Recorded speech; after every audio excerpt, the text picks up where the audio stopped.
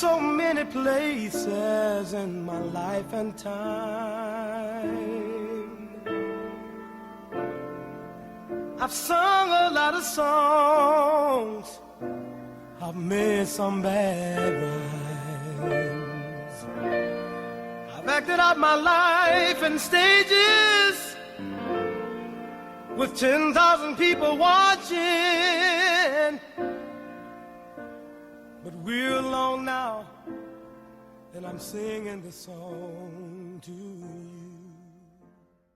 Hello, my name is John Harley. I was born in New York City, in a little small place called Harlem, New York. My father's name was John Harley. He was born in Bennettsville, South Carolina. My mother was born in a little island called St. Kitts in the West Indies. They met in Montreal, Canada, when he was playing in the big bands during the 30s. Moved back to New York, and we moved into a place in Harlem called Sugar Hill. That was where all your big band leaders lived, like Ellington, Count Basie, Billie Holiday, Jackie Robinson. Life was good. It was at the end of Prohibition, the beginning of the Second World War. My mother and father broke up. We moved to St. Nicholas Place in one room. That's where my story begins.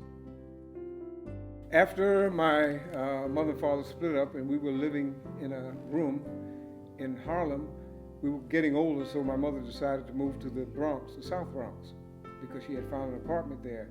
There, life kind of stabilized itself just a little bit, but as I was getting older, I had a desire to have more acceptance from my peer group, so I started doing little funny things like stealing candy and things of that nature that would have elevated me to something that wouldn't have been a good place to end up.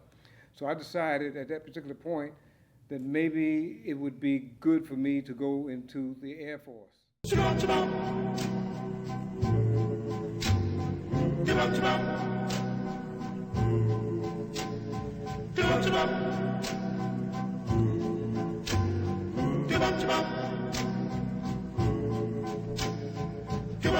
Are the stars out tonight? Even though my actual job in the Air Force was a jet aircraft mechanic, I became so good at singing, and at that particular time, doo-wops were very big on the American scene. And my group, called the Montclairs, we competed to the point where we were so good and we would win every contest. We became TDY, what they call temporary duty assignment, to just sing all over the country and the world at various Air Force bases entertaining the troops. So when we got back to our home base, I was shipped to Valdosta, Georgia with my group back in 1957. And at that particular time, since we were so good, the base commander wanted us to come sing at his house. All right, we thought, hey, we can get some perks from that. And when we went to his house on that Sunday afternoon, we walked up on the porch, and they didn't allow us to come in the house.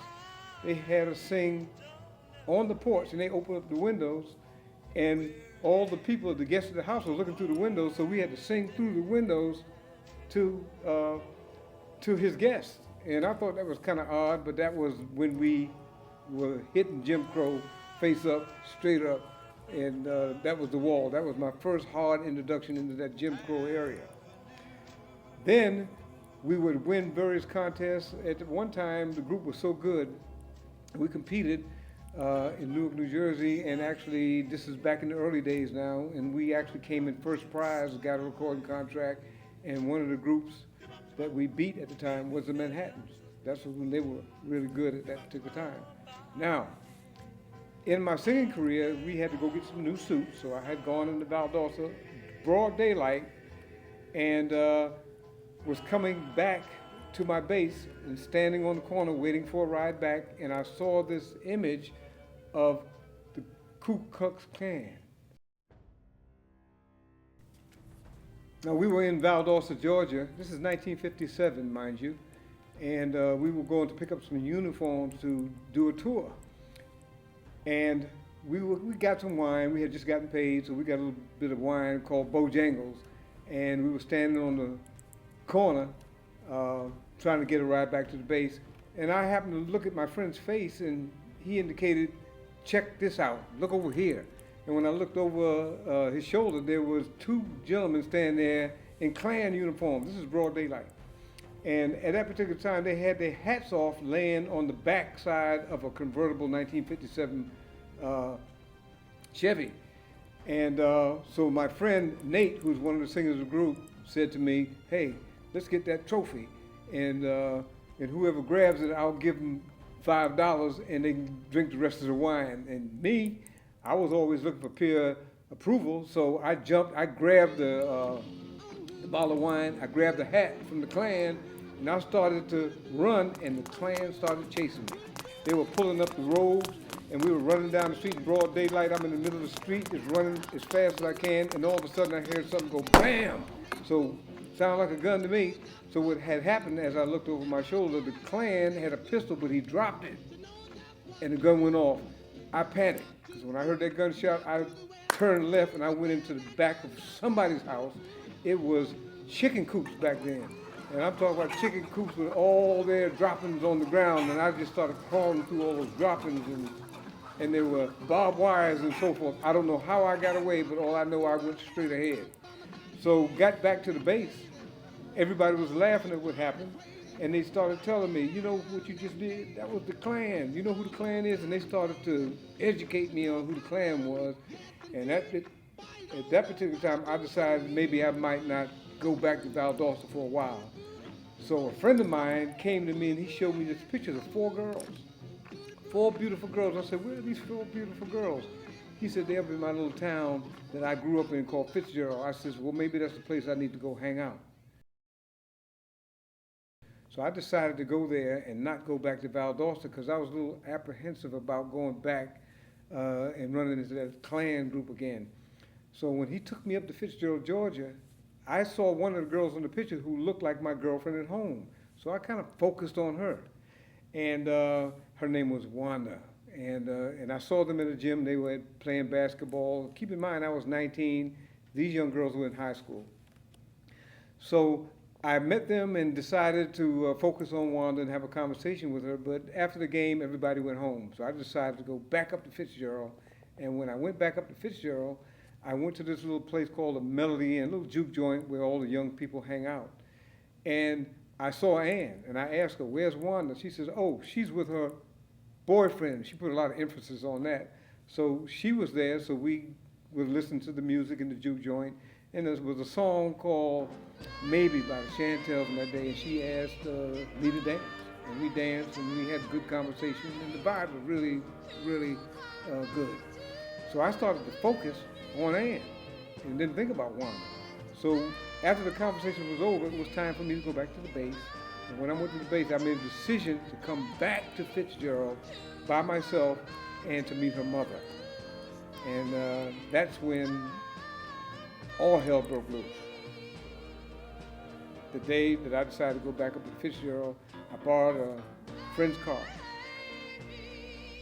which was a red 1953 Mercury with Kentucky plates, and I had an expired flower license. That's when I ran into Jim Crow all the way.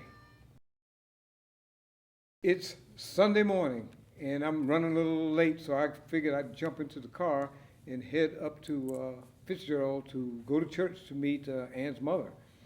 So I'm in the car, so I'm speeding a little bit, and I come through this little town called Ocilla, Georgia, which was 9 miles from Fitzgerald. And I was doing about 50 miles an hour in a 35-mile zone, and then I looked in the rearview mirror, there was a siren, and there it was. A policeman pulled me over. And it was typical of the Southern policeman at the time, a kind of heavy-set guy. His stomach was hanging underneath the gun belt. You know, he had a cowboy hat kicked back on his head. He had his sunglasses on, and he looked at me and said, "Boy, you in trouble." Now, I had my Air Force uniform on, And I kept looking at my watch because I was late for church. He says, "You ain't going nowhere." And he made a radio call, and the next thing I know, another cop pulled up, and they got behind me, and they said to me, "You got to go see the sheriff. You got to go see the judge on a Sunday morning." And that's when they took me to the judge's house. And they said, "We can't put him in the lockup because it's full from all the people that we put in on Friday night, so we got to put him in the outhouse." All right? They took me to the back of the Justice of Peace's house, put me in an outhouse in the summer, and I'm standing over a hole with 2 cinder blocks and two 2x4s in an outhouse, and you can almost see the stink and the green flies that were flying around, and I kept sticking my nose through this half moon trying to get some air. And I stayed in that outhouse for 2.5 hours until the Justice of the Peace came out of the church, asked me, "Boy, how much money do you have on you?" And I told him $12. He said, "That's your fine." I got in the car, I raced into Fitzgerald, saw my mother-in-law, or my potential mother-in-law, Ann's mother, and Ann, and I told them about the incident, and they laughed. And they says, "That's just the way it is. You're in the South." What I'd like people to really understand about this book, which is called Bronx Rhythms and Jim Crow Blues, is my understanding as a young man. I had very low self-esteem, but yet I did a lot of things to get peer approval. So when I went south for the first time, I didn't have low self-esteem because of my artistic work that I did in show business. But being a showman, being a singer, that gave me more self-esteem. People looked at the artistry of myself and not from whence I came. When I met my wife, Ann, at the time, she was in college. That's where we got married. We eloped when she was in college. And what I'm trying to get across to people is the fact that this is a love story, okay, and the way things came together. I had no control over the Klan chasing me out of Valdosta, Georgia, but inadvertently they led me to my wife up in Fitzgerald. But when we got married and moved to the north, we were married for 15 years, but we had nothing but pure harmony all that time. We had 2 sons out of the marriage, and what people needed to know is that everything we did, when I got professional in my show business, I became an artist, I recorded, and anytime I went to a gig to do a show, my wife was there, and she would always give me, approval by the wink of an eye, or maybe a glimpse if I kind of did something wrong. But everything we did with our children, everything we did with our friends, everything we did together.